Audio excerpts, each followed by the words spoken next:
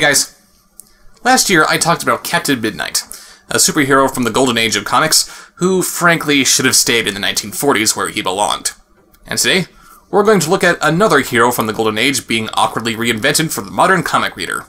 I give you Miss Fury #1. I could give you a long-winded lecture about the history of Miss Fury and who she is as a character, but instead we're going to approach this as if we have absolutely no idea who this is and just look at it on its own merits. And it's not exactly a good start with the cover here. It's not bad, it's just not very telling. Apparently, Miss Fury is Catwoman from Season 4 of Batman the Animated Series, and it looks like she's turning into the Phoenix. Also, why is she wearing a slightly bemused smirk?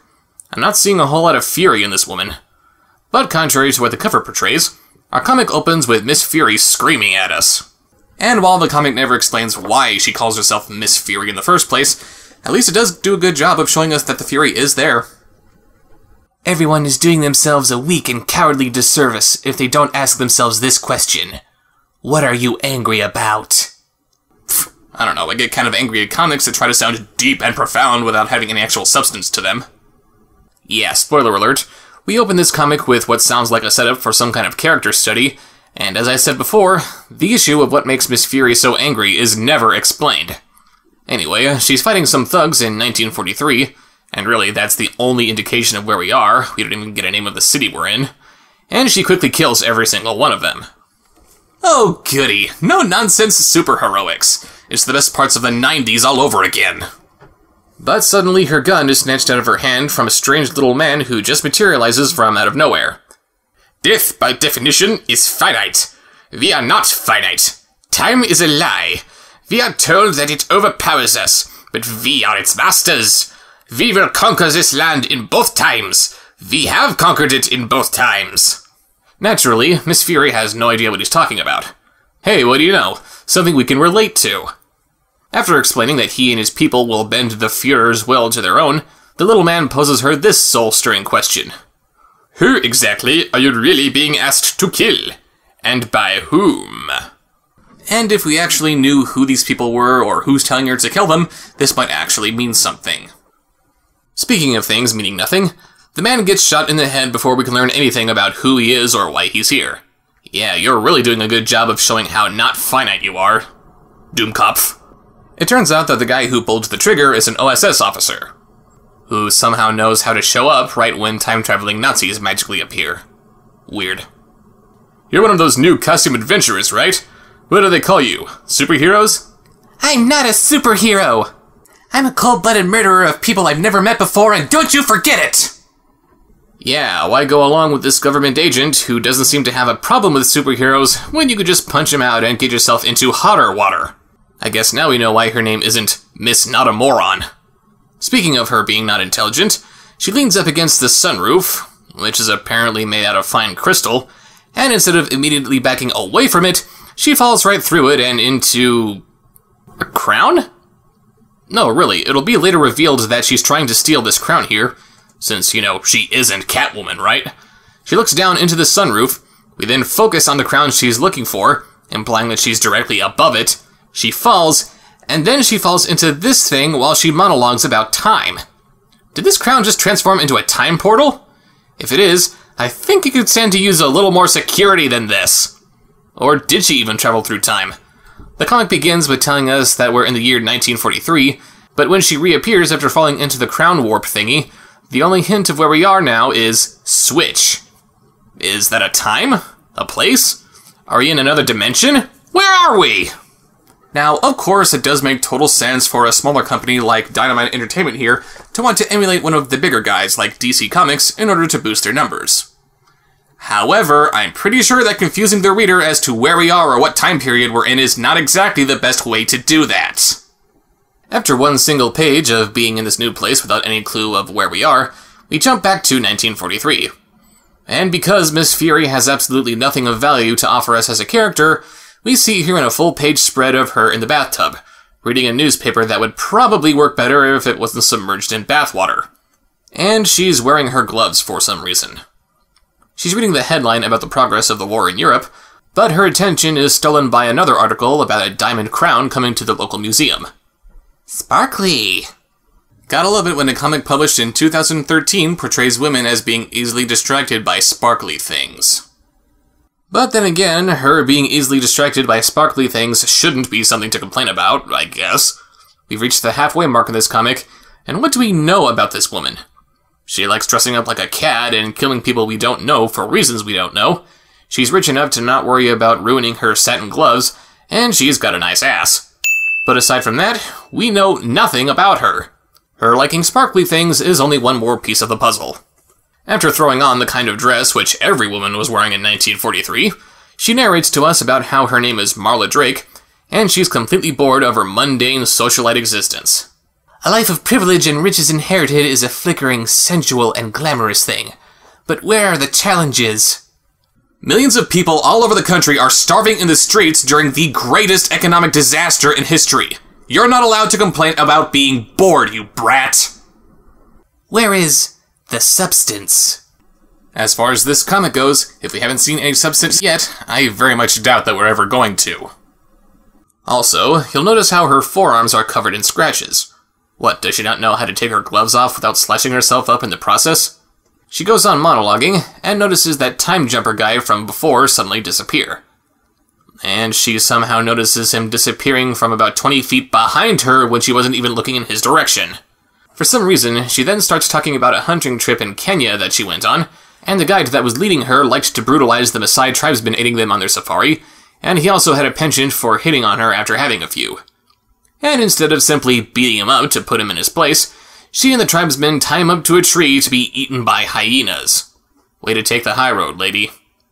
With their totally justified plan completed, they then give her a potion which makes her want to dance around naked in the rain with them. Combined with the magic ritual and the implicit local hallucinogenic, he claimed it would provide me with great superhuman powers. Although, to be fair, he may have just been trying it on. So let's see if I got this straight. You're drinking a potion that they gave you, and you know it has hallucinogenic properties, and you're drinking it under the pretense that they're going to give you superpowers despite none of them having any superpowers themselves? Well, I guess the name Miss Fury is going to have to do. It's not like you can call yourself Miss Not a Freaking Idiot. But then a panther shows up from out of nowhere and attacks her. The cripplingly dull futility of high society conventions fell away, and instead I was empowered by something other. I was alive for the first time. And instead of showing us how she managed to fight off this hulking beast that looks like it could snap her in two just by stepping on her, we then cut to her banging one of the tribesmen while she's covered in blood. And let's not forget that it was raining outside.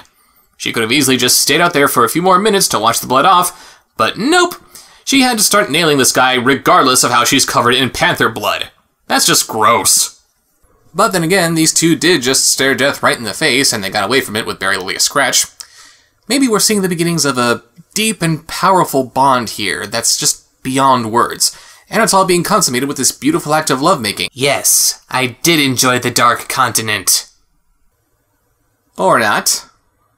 She then leaves her Maasai lover in the dust as she heads back to America, without even trying to convince him to come back with her. She just needed to bang out a quick one with him. How endearing. And she tells us that her father is now dead, leaving her completely alone in the world. She laments about how nothing will ever be satisfying like her safari was. And then, just as all seemed to decay, the universe showed me something entirely unexpected. And that something entirely unexpected is some wounded war hero whose name is Chandler, and since this is the only page he appears in and he doesn't exchange any dialogue with Marla, we know nothing about him or the nature of their relationship. And since this is the perfect spot to end Marla's flashback, for some reason, we jump back to the present of 1943, where she's scoping out the crown on display in the museum. One of the curators consoles her on the loss of her father, to which she replies, "He was a fucking asshole whose heart finally gave out 50 years after it had actually died. You came over here either because you're hoping I'll give money to the museum like Daddy did, or because you're a lecherous old man and you'd like to screw me, right? Or he actually holds your father in high regard and wanted to console you in your time of loss, you stuck-up bitch." She then tells him that she's going to steal the crown, and instead of sicking security on her to arrest her, or at least have her thrown out of the museum, the curator simply asks her why she would want to steal the crown in the first place when she's already one of the wealthiest women in the country. Aren't those interesting questions? I'm rather interested to find out the answers myself. Wow. A character this deeply written is destined to stand among some of the greats. Criminals are a superstitious, cowardly lot, so my disguise must be able to strike terror within their hearts. With great power, there must also come great responsibility. I don't know why I'm doing any of the things I'm doing. I am so gonna withstand the test of time. After we see her meet that little time jumper guy again, a meeting which we know will end up being completely pointless, which in turn makes this completely pointless, we jump back to Switch, whatever the hell that's supposed to mean, and suddenly I'm noticing that her mask doesn't have her cat ears sewn into the top of her head like they were before, but instead it looks more like she's wearing the same kind of mask that Batwoman from the Silver Age was wearing. Thanks for the consistency, artist. Anyway, she's on the ground as opposed to being on the roof, which was where we last saw her when we were in Switch, and she's been blowing up soldiers. We can't tell what army these soldiers belong to since there's no visible insignia on their uniforms, so we have no idea if she's actively engaging whatever enemy is invading US soil, or if she's just randomly firing on anything that moves. How heroic. She then sees something in the sky, to which she thinks, "You're crazy." Who are you talking to? Yourself? Whoever's flying up there? The reader? Who is this narration intended for? And now we're in the year 2013, which may or not be the same thing as Switch, and giant Nazi bombers are dropping their payload over New York City. So, what have you got to be angry about? Well, wasting $4 on crap like this for starters. We have characters that are introduced and quickly forgotten, plot threads that end up going completely nowhere, the unnecessary flip-flopping between time periods is just confusing, and we once again see a female protagonist who can only be strong and capable if she's a bitch, and there's nothing else that can be said about her. The only saving grace in this comic is the artwork, but I can't give it too much praise since the TNA is off the scale, and pointlessly so. Regardless of how appropriate this kind of thing may be for the teenage audience, make your own conclusions, I'm pretty sure this comic's target audience knows how to get free hardcore pornography off of the internet. I said this before about Captain Midnight, but it bears repeating here. If there is a Golden Age hero who for some reason didn't survive the Golden Age, just do that hero a favor and let the dead rest in peace.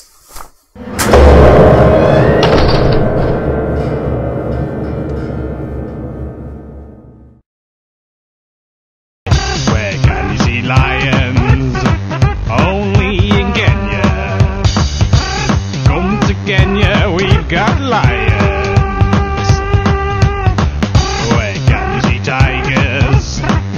Only in Kenya. Got lions and tigers only in Kenya. Forget Norway. Kenya. Oh, Kenya. Where the giraffes are. And the zebra. Kenya. Kenya. Kenya. Kenya. Kenya. Going to Kenya. Can you believe it? Where can you see lions? Only in Kenya. Come to Kenya, we've got lions. Where can you see tigers? Only in Kenya. Got lions and tigers only in Kenya. Forget Norway. Kenya. Oh, Kenya. Where the giraffes are. And the zebra. Kenya. Kenya. Kenya. Kenya. Kenya. Going to Kenya. Can you believe it?